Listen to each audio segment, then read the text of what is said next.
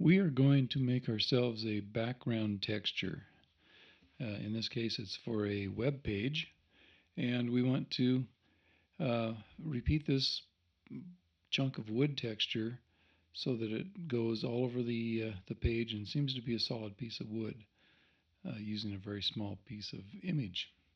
So the trick here is that when it tiles, the top edge will be butting up against the bottom edges, and left and right edges will be butting up together, and they may not match. And when that doesn't match, it looks like a telltale parquet floor sort of approach, and we don't want that. We want it to be kind of smooth. So here's the trick. We go to our filter down here in the other collection, this marvelous offset filter here. And if I zero this out here, that gets me to the initial view of this image.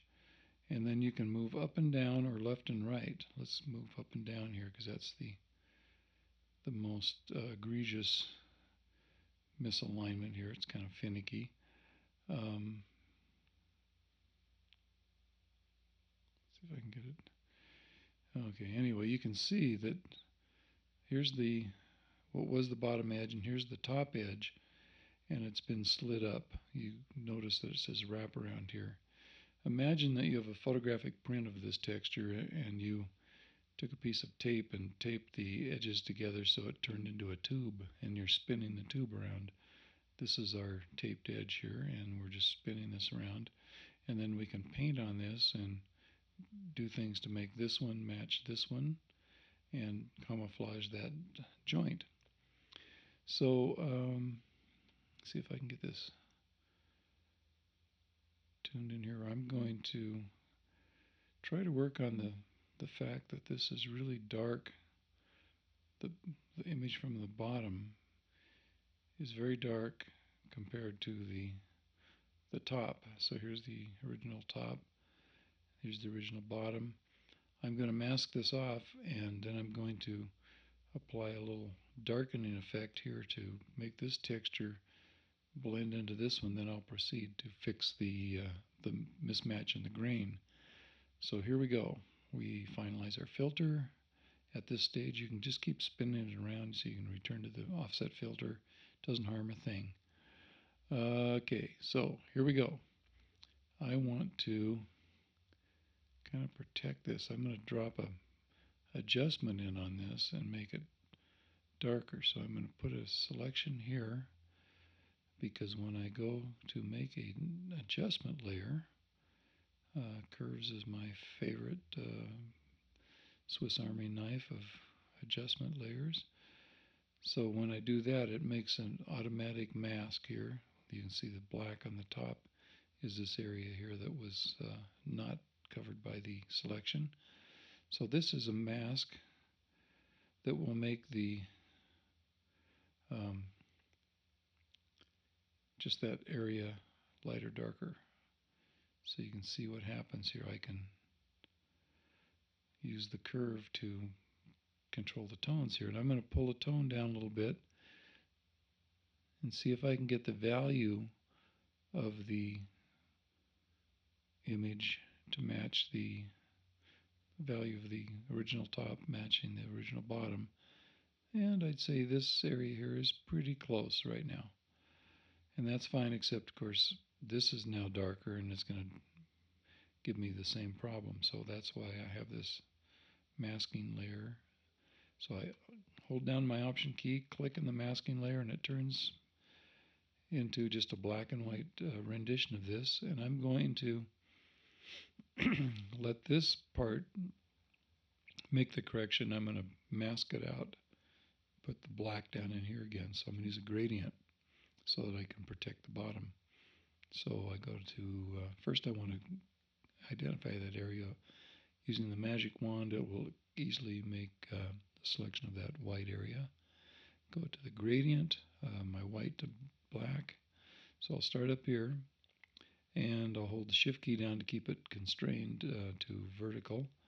And I'm just going to bring it down here and stop a little bit shy there, and this should gradient it out.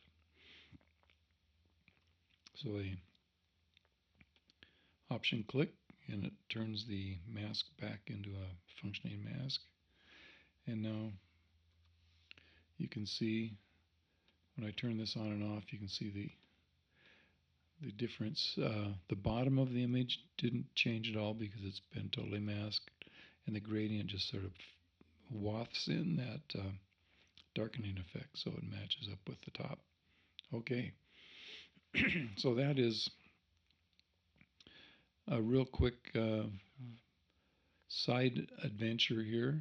Now the real fun comes with the clone stamp tool. So what we're going to do is use a clone stamp to try to get rid of all of the little telltale pattern effects that when you look at the tiled background you'd say, oh, look at that repeating pattern. So this knot hole thing has got to go. So that's my first task. I'm going to grab some texture up here, and I'm going to hold the Option key down, which loads that as the source texture, and then anywhere I start painting, it's going to paint with that texture. So I paint over that. No, that didn't work. Okay, one more time.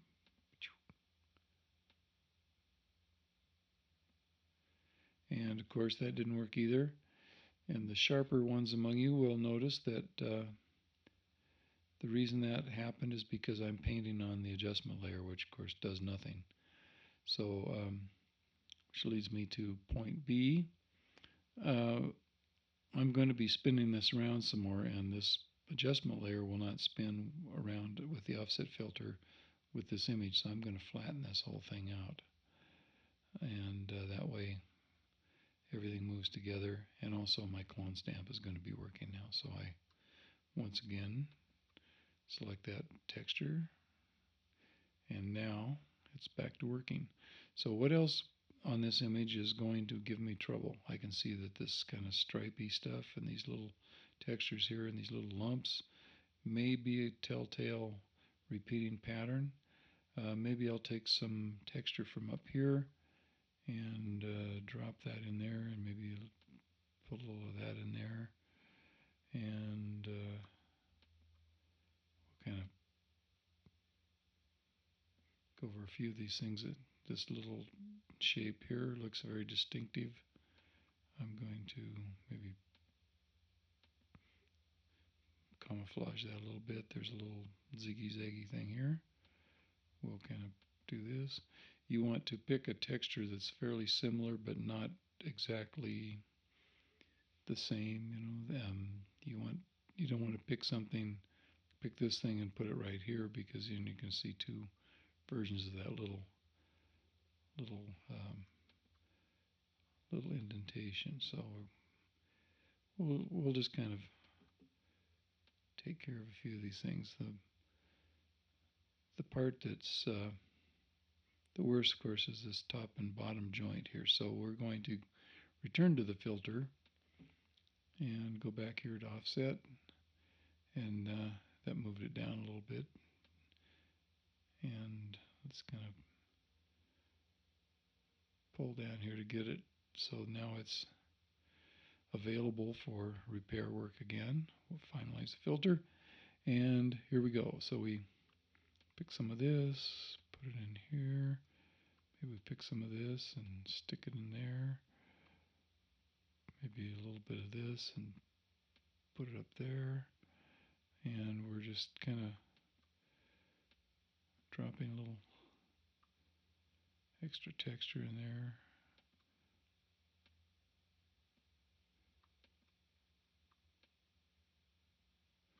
Let's see.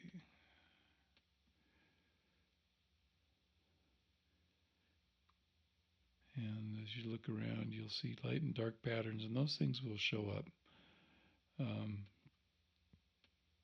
So when you do these things, you take several runs at it. You may have to spin it around with the offset filter several times and keep going back. And it's kind of like eating potato chips. You can't quite quit. You got to keep going back and finding more and more things to repair to make it really even. That's why you see a lot of professional sites with background textures that you can pick out the texture pretty easily, because they just couldn't afford to spend all day on it. So I'm going to take the horizontal and move it over here. I don't see a real um, definite left-right edge here, but I do see kind of a dark stripe going down here, which is going to really show up. So I'm going to finalize the filter, grab some texture here,